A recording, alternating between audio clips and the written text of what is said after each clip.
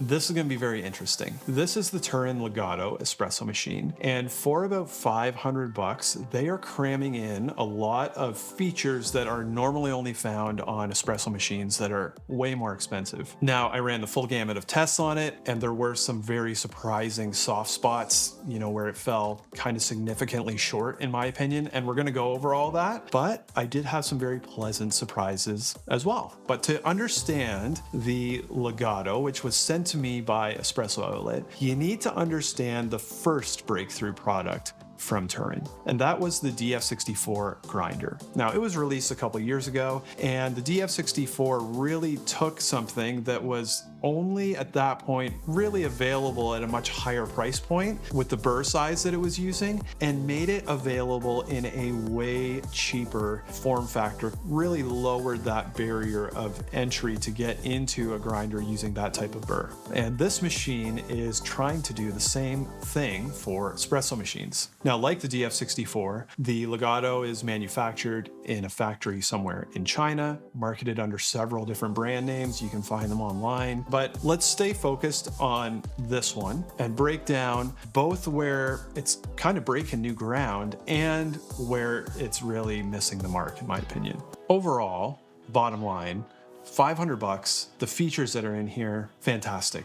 I love to see this kind of thing. I love to see prices dropping. I love to see innovation. You have separate heating elements for espresso and steam. You have PID temperature control, which is great. You have pre-infusion, kind of. It's a pretty compelling package, and there isn't really anything that is touching it features-wise for the same dollar value. They're really going for that similar type of market disruption, it seems like to me. Even if it is a little cheap, a little rough around the edges, a little kind of unpolished, they're cramming in a lot of features. It's got this nice brushed stainless look. All the panels are stainless steel, they're not plastic. It's got a power button up here. The middle button here is for manual espresso pulling, and the third button down here is for programming a preset shot. It's got a pressure gauge down here, which is fantastic, and a 58 millimeter portafilter, which is great. Now, that portafilter, the handle, it's pretty cheap feeling. However, the metal portion feels very nice. It comes with two baskets, a single and a double. They're not great. At some point in your espresso journey, I would suggest getting some precision baskets. Just one warning for you, this portafilter, it's too shallow to fit a 20-gram basket, so you might want to also consider a bottomless or a deeper style portafilter to fit that full-size triple basket. It's got this little rubber mat, which you can put into your basket and use to back flush your machine clean, so that was very nice. It's also got this kind of funny coffee scoop. I feel like it's been a while since I've seen one of these. You would sometimes see people tamping with this kind of thing, and a brush to clean your group head with, I guess that's a little cleaner scoop or something. These are pretty junky. Maybe they're useful. I don't know. It's also got this tamper, which I don't love it either. It's a little loose. The shape is not terribly ergonomic, but again, it's a rock bottom price, and some of the accessories kind of feel that way. As far as steaming goes, again, the knob, it's really a pretty cheap feeling touch point. It's got a solenoid, which when you start to turn it, it triggers the steam element and pump to go on, and then it will start pumping that chug, chug, chug of the vibration pump when you're steaming. Now, that's pretty typical. I will say you'll want to purge a little bit of the water out of the wand as you're steaming. See a little water come through there? The chug, chug.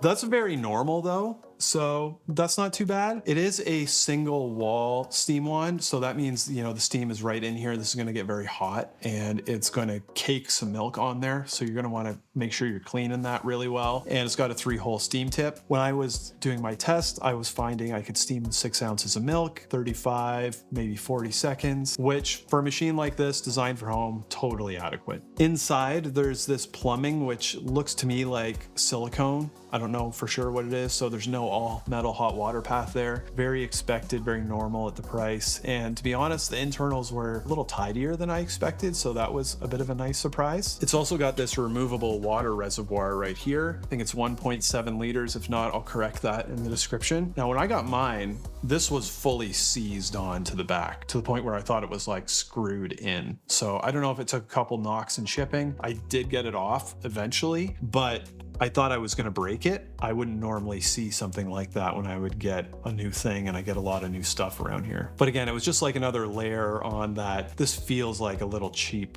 as far as an experience goes. And you can kind of see that with some of the other panels, like the drip tray is a little loose. You know, on here, this is already starting to get scratched. It's kind of thin. It's metal, which is nice, but you do definitely feel some of that. Yeah, it's not a premium unit, which is fine at the price. One minor point that you will want to consider with a machine like this, and to be honest, a couple others in the price range, is the cup clearance under here. It's about 8 centimeters, and by the time you get a scale on there, that goes down to 6. So it's quite tight under there, to be honest. There are other machines that struggle with this. The Gaja Classic Pro, very similar. Just something to note. When it's running, it's pretty quiet. We'll pull a shot in a little bit. And it's also got a little float in here to let you know when your drip tray is full. So that's nice. So overall, we got some good stuff going on already. Let's talk about where the Legato starts to set itself apart, as well as where it's going to fall a little bit short. It is a single boiler espresso machine, but unlike some other single boilers where the boiler's kind of doing everything, this has a separate heating element for steam, a thermal block, which is fantastic. And the impact that that is going to have on your workflow is you're not going to need to turn up the temperature of the boiler when you're ready to steam in order to get that nice steam pressure. And after you're done steaming, you're not going to need to wait for it to either cool down or flush some water through it to cool it down. Everything can kind of stay at the temperature that it wants to be, which it doesn't sound like a big deal, but it is a big workflow, time, headache savings. So that's fantastic. Also, it's got this screen up here. Now, this screen's kind of funny, but I did this wrong so many times. The plus is on the left and the minus is on the right. I think they should be flipped around. Also, the touchscreen isn't the most responsive, so sometimes you'll be holding a plus or minus down, waiting for it to do something, and you haven't actually activated the sensor. But if you hold down the plus, it will allow you to change the PID temperature. So once that setting is activated, you can adjust the temperature up or down, which will control the temperature of the boiler. Now, if you're American, you're gonna need to get used to doing it in Celsius because there's no way to flip it. So if that's you, all I can say is welcome to the rest of the global community. Now, some data on this. They advertise a 5-minute warm-up, which is great. And I found that the PID would actually come up to temperature a little bit quicker than that even, in between 3 and 4 minutes. Now, at the 5-minute warm-up, I threw the SCASE on there, which is a way to measure the temperature of the water coming out, did a flush, and then pulled a shot. And I found that it was not hot enough. It was significantly undershooting the temperature, and by maybe the very end of the shot, it would get up to the right temperature. So I waited another 5 minutes, 10 minutes from turning it on. Again, I did a flush. And again, it was a couple degrees shy of what it should have been according to the PID. I waited another 5 minutes. We're now at the 15-minute mark, and I did a flush, pulled the shot, read the temperature, and it got up to temperature extremely quickly, and it stayed on like a laser, like it was plus or minus within 1 degree, or in some cases even less. And I was really surprised that at this price, given a 15-minute warm-up, it was that stable. Like, it was very stable. So that's very encouraging, but I will say, leave your 5-minute warm-up. Don't do it. It's not going to be hot enough. Wait for 15 minutes and you're going to get a way better result. Now, if you hold down the minus button, it will allow you to adjust the pre-infusion. And this is where we see, in my opinion, the first pretty glaring error, in my opinion, from Turin. So I'm going to turn the pre-infusion up to 10 seconds. You can program it up to 30 seconds, which I thought, wow, this is fantastic. So I started messing around with it, and I noticed, like, when it pre-infuses, it just does a little bzz, and then it pauses for however long you set. So I'm going to show you this, how it works. All right, that's your pre-infusion. And then it will pause for whatever time you set. Now, when you weigh how much water that is, that was 7.1 grams of water. That is pretty bad, because that's not nearly enough water to fully saturate your puck. So you're going to end up with some uneven saturation, which could actually cause more issues for you. And no matter what you set the pre-infusion timing for, it's going to spit out the same amount of water. It could actually be less even than that, depending on some of the other settings that you have on the machine that we're going to talk about. So I'm not going to say it's a totally useless feature, but in its current form, it's pretty much useless. And I'm going to suggest that if you get this machine, you don't bother with the pre-infusion. Now, this is where, in my opinion, you see some similarities to the DF64, the Gen 1s, the very first ones being a little rough around the edges, and then them making some incremental improvements. I would not be at all surprised to see this improve with time, but as of right now, yeah, it's a little dicey. Also, the pre-infusion doesn't work at all on manual mode. So if you're trying to pull a shot with the manual mode, the pre-infusion isn't going to do anything anyways. It does have a little barista light though under here, which is very nice and often overlooked, as well as a three-way valve, which is something that's going to clear some of the water out of the system when you're all done, make for an easier cleanup. Very happy to see that. Don't normally see it at this price. One thing though that I was expecting and really kind of felt like was missing from this was an overpressure valve, something to control the ceiling, the maximum pressure that the machine can get to. A lot of machines have these. Very often they're set to 9 bar, 11 bar. This machine has a 15 bar pump and nothing to kind of cap that ceiling. So if you get your grind wrong, it's going to push all the way up to 15 bars. Now you can manage that and keep it around 9 bars by working with your grind, but OPVs make things a little simpler and a little more forgiving. So not included. Modders may come along and start putting these into these machines, or maybe Turin will add it at some point. I don't know. Which leads me to one other feature that I was very surprised to find on this machine. There's a little tiny screw under here. At first I thought it was an OPV, actually. It's not. And it took me a minute to figure out what it did. It looked like it modulated the flow going into the group head, and it does. And it's something called a needle valve. This is something that you would not normally find on a machine like this. In fact, you would normally find them on way more expensive machines like Slayers and Lelite Biancas to modulate in real time pre-infusion. So you do a low flow pre-infusion with like a paddle, which moves the needle valve, and then you slide the valve, it opens up, allows a higher flow rate for your main shot.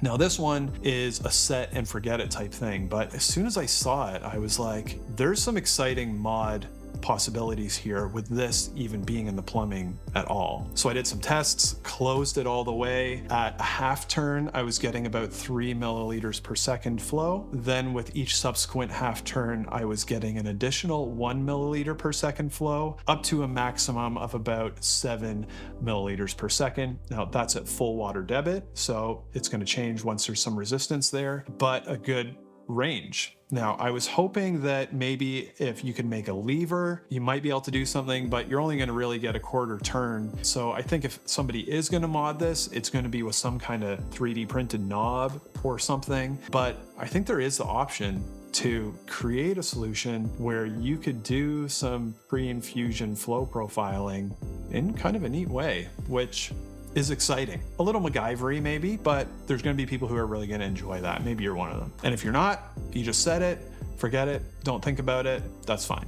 So overall, we have something that is coming in at ridiculously low cost, offering a ton of features for the money. Not all of them work especially well, but it really is doing something pretty neat where it's really undercutting a lot of the other machines on the market and offering more features. And the shots on it, they're pretty good. Let's listen in. Pretty quiet, certainly not abnormally intrusive volume-wise, so that's great. So that was 18 in, 40 out, over about 30 seconds. Still a fantastic shot. That is quite good. Now, of course, you're going to be needing to use a good grinder, but once you get it dialed in, it really delivers some pretty good espresso. Normally, I wouldn't use the words positive review and absolutely useless feature in the same video. However, I kind of get what they're trying to do here. It's a version 1 product. I'm sure there's going to be issues with it. There was a lot of issues with the DF64 Gen 1. That being said, people took them and ran with them. I'm sure this machine will be no different. And I think if you go in with your eyes open, knowing which features are delivering and which ones aren't, and you still decide to spend $500 to maybe get a little bit of extra mileage features wise than you might be able to elsewhere, I think that's fine. And I think even with some of its failings, it is offering pretty good value for the money. But I want your take. It's a little rough around the edges. Is it too rough around the edges for you? Would you be willing to sacrifice some of those fit and finish items to get a couple extra features than you might be able to on comparably priced machines? Or would you be more liable to take the safer route, get something with a little bit more polish, maybe a little bit more of a track record, and maybe forego some of those features that you might not be leveraging anyways? I want to hear what you think of the Legato. Please subscribe to my channel. It's one of the most helpful things you can do for me. I hope your next cup of coffee is fantastic, and we'll see you next time.